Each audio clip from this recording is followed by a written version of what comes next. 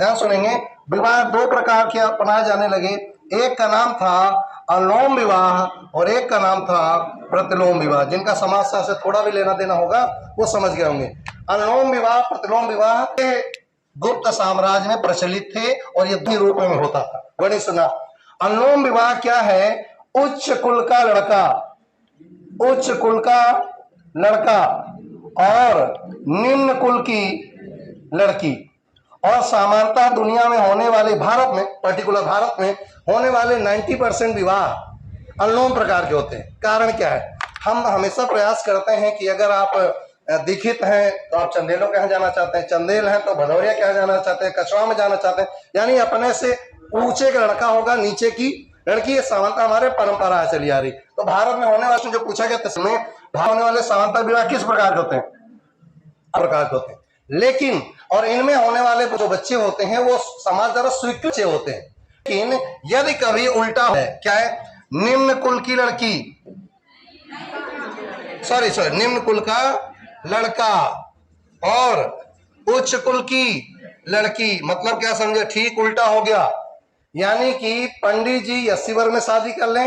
और अच्छा, इसमें एक और विडंबना है, लड़की को काउंटेबल नहीं करा जाता, वो ऊंच ही है, वो ऊंची रहेगी। लड़की उच्च कुल की, लड़का निम्न कुल का, तो ऐसे विवाह को क्या कहेंगे? प्रतिलोम विवाह। और यह प्रतिलोम विवाह समाज में स्वीकृत नहीं है। और इनमें उत्पन्न संतानों को उस समय क्या कहा जाता था? चंडाल। मैं नहीं कह रहा हूं। अब ये कौन कहता है? एक याज्ञवल्क्य के हुए, नाम सुना? यार मारकर कोई तो चला दो भाई, वही होंगे, जरा सही कर दो। याज्ञवल्क्य नाम सुना? इन्होंने लिखा था कि विवाह का स्वरूप अनुलोम भी था और प्रतिलोम भी था। अच्छा, यहां पर स्त्रियों की दशा, यहां पर स्त्रियों की दशा बहुत ही निम्न थी। केवल यह उत्पादक के रूप में स्वीकार थी, स्त्रियों को कोई अधिकार प्राप्त नहीं थे। अब यहां पर हम ध्यान देंगे कि कई ऐसे विवाह होंगे जिसमें जैसे अष्टक, यज्ञ, उग्र, ये कौन है? जब एक, मान लीजिए ब्राह्मण है और ब्राह्मण ने किसी शूद्र से शादी कर ली, उससे जन्मे बच्चे कश्यप कहलाते थे, जिसे निषाद कहते हो। मैं एक्सेप्ट नहीं कर रहा हूं ना, आप बाहर जाके लड़ने करने लगो। ये कौन कह रहा है? याज्ञवल्क्य कह रहे हैं अपनी किताब में। उन्होंने लिखा है, कई इसमें है, जैसे नाम इन्होंने दिया है। एक होता है अम्बक। अम्बक क्या होता है? अम्बक क्या होता है? ध्यान से देखेंगे। अम्बक वह होते हैं जिसमें एक ब्राह्मण लड़का है, यहाँ बॉय होगा, और जो गर्ल है वो वैश्य है। तो अगर कभी एक ब्राह्मण और वैश्य आपस में शादी कर लेते हैं तो उनके बच्चों को क्या कहेंगे? अम्बक कहेंगे। इसी प्रकार अगर ब्राह्मण और शूद्र शादी कर ले तो उसे हम निषाद कहते हैं। बार बार कह रहा हूं, लड़ाई न करने लगना। ये याज्ञवल्क्य कह रहा है लड़ाई करना तो उनकी खपरी फोड़ हो जाएगी। और अगला, अगर क्षत्रिय और शूद्र विवाह कर ले, लड़का क्षत्रिय हो और लड़की शूद्र हो, मैं बार बार कह रहा हूं, मैं एक्सेप्ट नहीं करता, नहीं, सबसे पहले लड़ाई हम ही से होती। गुरु जी यह का पढ़ा रहे, मैं बार बार कह रहा हूं, ये सारी बातें कौन कह रहा? याज्ञवल्क्य कह रहा, उसी से आके लड़ना। और इनसे जो संतान होगी उसका, पहले तो दोनों हैं ही उसी टाइप वाले, तो उसकी संतान क्या कहलाएगी? उग्र कहलाएगी। ये पेपर में प्रश्न आता है कि अगर क्षत्रिय और शूद्र के सम्मिलन से नई जन्म होता है उसको क्या कहते हैं? उग्र कहते हैं। अगर ब्राह्मण और शूद्र से होता है तो निषाद कहते हैं, और ब्राह्मण अगर वैश्य होता है तो उसे हम अम्बक कहते हैं। ये विभिन्न प्रकार के नाम है जो जातियों में कन्वर्ट होते हैं। अच्छा, सामाजिक दशा को बनाने के लिए किसी की सोशल स्टेटस वह होती है जो उसकी इकोनॉमिक स्टेटस डेवलप करती है।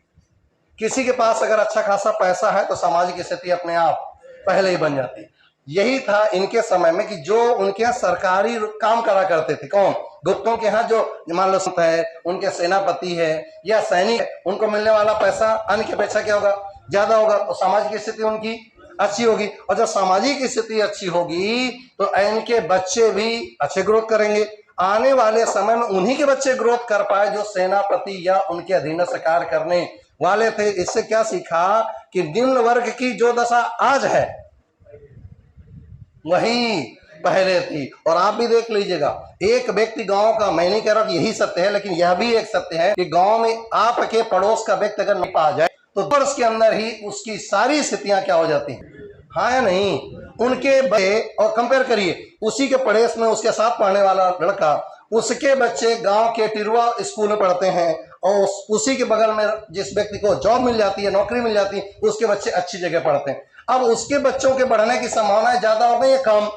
ज्यादा हो गई। और जिसके पास इकोनॉमी नहीं, उसकी समस्या क्या हो गई? कम। तो यही स्थिति जो गुप्त काल में थी, लगभग 300 से लेकर, हम लोग क्या कहा था, 319 से लेकर 350 या 500 या 550 BC एडी, ये तक की जो घटना उस समय थी, आज से लगभग 1700 वर्ष पहले की जो बात थी, लगभग आज भी वही बात सत्य है। इसका मतलब सेनापति या सरकारी नौकरी में रहने वाले लोगों का जीवन सामान्य लोगों से बेहतर रहा होगा। ठीक, इसी कोट करिए, फिर आगे चले।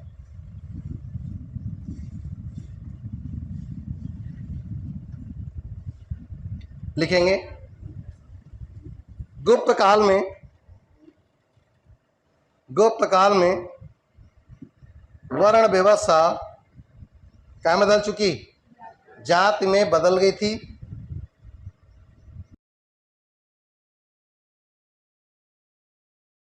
मैं कहता हूं जो इतिहास हमें पढ़ाया गया ये विदेशी इतिहास है। हमारा इतिहास किसने लोगों को ईमानदारी से बताना? पृथ्वीराज चौहान याद है?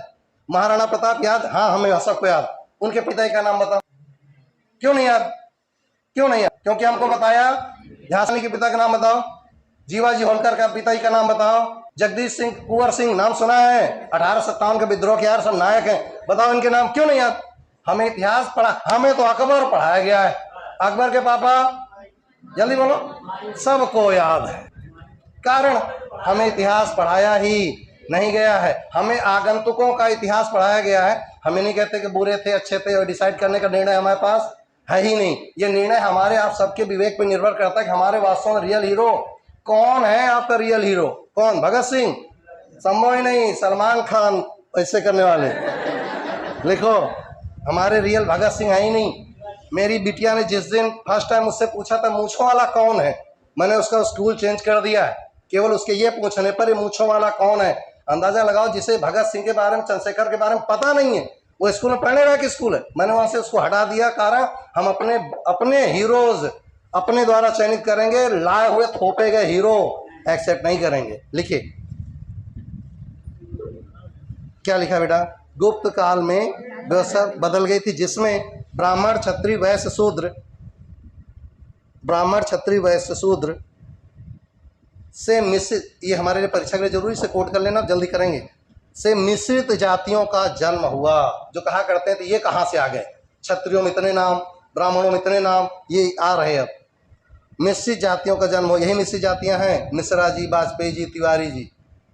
मिश्रित जातियों का जन्म हुआ जिसका आधार, मिश्रित जातियों का जन्म हुआ जिसका आधार याज्ञवल्क्य की स्मृति, अंडरलाइन, याज्ञवल्क्य, या ज्ञा व आधा ला आधा का और या, याज्ञवल्क्य। देखिए यहां लिखा है याज्ञवल्क्य, आधा का आधा ला और आधा का है, पूरा न करना है। याज्ञवल्क्य की स्मृति में अनुलोम और प्रतिलोम के रूप में, अनुलोम और प्रतिलोम विवाह रूप में जाना गया है। अनुलोम विवाह का अर्थ, खासकर जो कॉमर्स इंटर पास आउट है या बीएससी फर्स्ट ईयर में, उनके लिए बहुत महत्वपूर्ण, जो पहले पढ़ चुके उन्हें पता है। अनुलोम विवाह का अभिप्राय है उच्च कुल का लड़का और निम्न कुल की लड़की, उच्च कुल लड़का व निम्न लड़की। जैसे ब्राह्मण लड़का और क्षत्रिय, ये मान्य था, मैं फिर कह रहा हूं, मान्य था। काम ब्राह्मण लड़का, सॉरी, क्षत्रिय लड़का, अगला कोडी, क्षत्रिय लड़का डैश वैश्य लड़की। नीचे नोट, भारत में होने वाले सामान्यतः सभी विवाह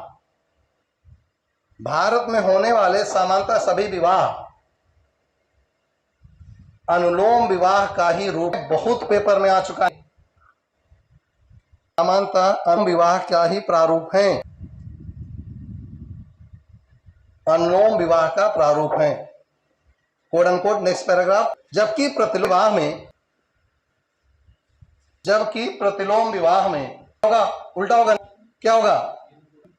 निम्न कुल का उच्च कुल की लड़की, निम्न कुल का उच्च कुल की लड़की, यानी वाइस वर्सा हो जाए।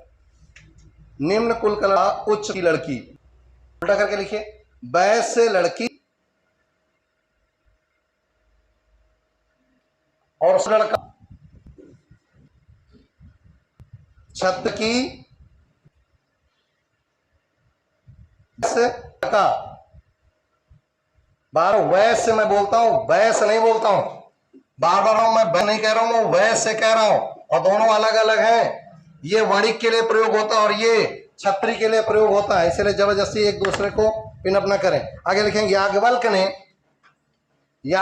ने मिश्रित जातियों को डैश करके ऐसे लिखेंगे, पिता माता, यहां पर नाम। पिता है ब्राह्मण,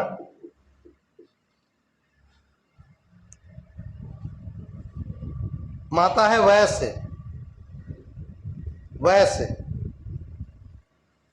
तो जो लड़का होगा वो अम्बक होगा। या अम्बस्ट लिखा हो तो घर बनाइएगा नहीं, चाहे अम्बक हो चाहे अम्बस्ट। यस, वैश्य। ओ सर यार इंक सही नहीं चल रही, कोई बढ़िया सा हैंडसम टाइप नया नहीं रखा क्या? मार्कर निकालो जरा, तो फिर इंक ही दो, इसमें और डालो। अगला लिखेंगे, ब्राह्मण पिता शूद्र माता। लड़ाई ना करना, कोई एक बढ़िया सा देखो, आज मैं मार्कर ले आता हूँ, बैठना जा जी, अच्छी टेक्नोलॉजी तुम्हारी। ब्राह्मण, ये तो बढ़िया चल रहा है, ब्राह्मण पिता और शूद्र लड़की, तो इससे होगा निषाद। इस पर बहुत सारा मुझसे बहस हो चुकी पिछली क्लासेज में कि सर ये कैसे सही है। मैं नहीं कह रहा हूं बार बार लड़ाई करना हमको, ये केवल कौन कह रहा है? याज्ञवल्क्य कह रहे हैं। अगला है क्षत्रिय पिता शूद्र माता। ये बेटा तुम्हारी किताबों से बहुत दूर की चीजें हैं, इनसे जन्म होगा उस जात को क्या कहेंगे? उग्र, इसको कहेंगे उग्र।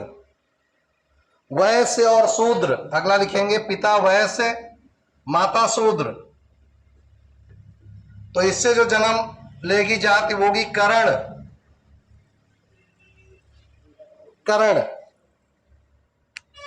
हो गया।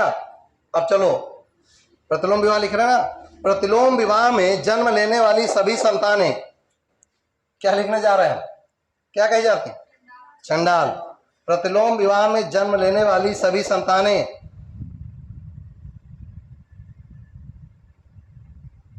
खासकर, नोट कर लो, लड़ाई ना करना इसलिए, खासकर शूद्र पिता ब्राह्मण माता, शूद्र पिता ब्राह्मण माता। मुझे पढ़ाने में इसको बहुत गुस्सा आती है, लेकिन मजबूरी पेपर में आता है तो पढ़ाना पड़ता है।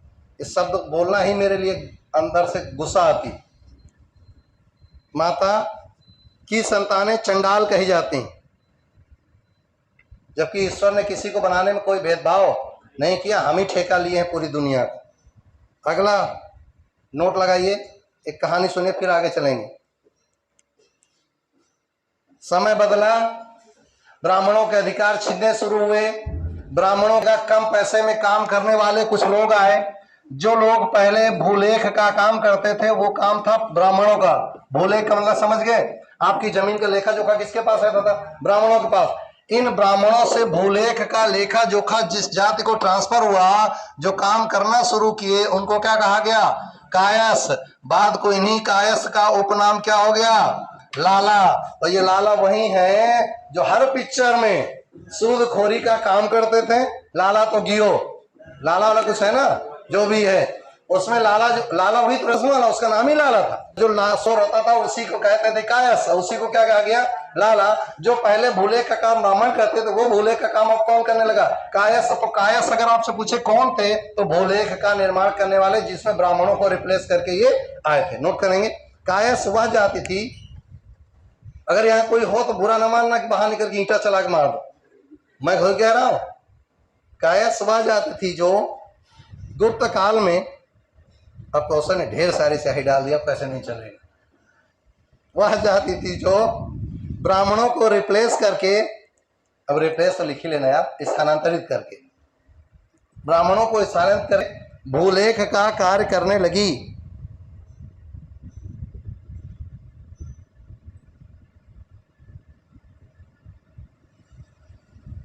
भूलेख का काम करने लगी। हो गया। चलिए अब आगे आते हैं दास प्रथा। कोड करिए उसी। समाज में दास प्रथा भी आती है, समाज के से थोड़ी चीजें हैं, बहुत ज्यादा नहीं। दास प्रथा अच्छे से लिख लीजिए। पूरे गुप्त काल में दास प्रथा भी, पूरे गुप्त काल में दास प्रथा हावी थी। दास प्रथा हावी थी, परंतु यह दास सदैव, बहुत महत्वपूर्ण लाइन है जा रहा हूं, यह दास प्रथा सदैव अपवित्र कामों में लगाए जाते थे।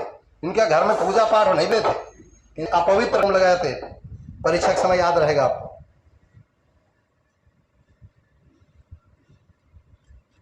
अपवित्र कार्यों में लगाए जाते थे। बस हो गया। आगे डालेंगे स्त्रियों की दशा। मैंने कहा ना, जैसे सफाई करना, जागराने जाना, घर का सब पूरा सामान ढोना, लेकिन घर प्रवेश, मैंने आपसे क्या कहा था, तो भगवान की मूर्ति एक दलित आता है, बाद उसी दलित को उस मूर्ति के पैर नहीं दिए जाते थे। ये हमारे साथ हुआ है। आगे चल मंथा मत लिया करिए कि गुस्सा सत्य है, उसको स्वीकार करना पड़ेगा। थोड़ा सा कष्ट सत्य स्वीकार करो। आगे लिखेंगे। अब सुनेंगे, स्त्रियों की दशा बहुत बुरी थी। अच्छा कोई बताएगा, मैं बोल रहा हूँ, गुप्त काल, मौर्य काल, ऋग्वेद काल और उत्तर वैदिक काल, या ऋग्वैदिक काल और उत्तर वैदिक काल, इनमें सबसे अच्छी महिलाओं की स्थिति आप कहाँ मानते हैं? ऋग्वैदिक काल। इसका मतलब हुआ कि ऋग्वैदिक के का बाद सामान्यतः आज तक महिला की स्थिति वो प्राप्त नहीं हुई। आप कहेंगे अगर महिला बराबर की स्थिति में है तो थोड़ा बहुत शहरों में, गांव में आज महिला की स्थिति है जो कि पहले गुप्त तक रही थी। इसलिए मैं दशा जैसे कैसे विडंबना है, उपनयन संस्कार नहीं होगा। उपनयन जानते हैं, मुंडन नहीं होगा। दूसरा, पर्दा प्रथा हावी है। अब कुछ हिंदुओं को थोड़ी सी डाइवर्सिफाई करेगा। जो लोग कहते हैं मुस्लिमों के आक्रमण की वजह से पर्दा प्रथा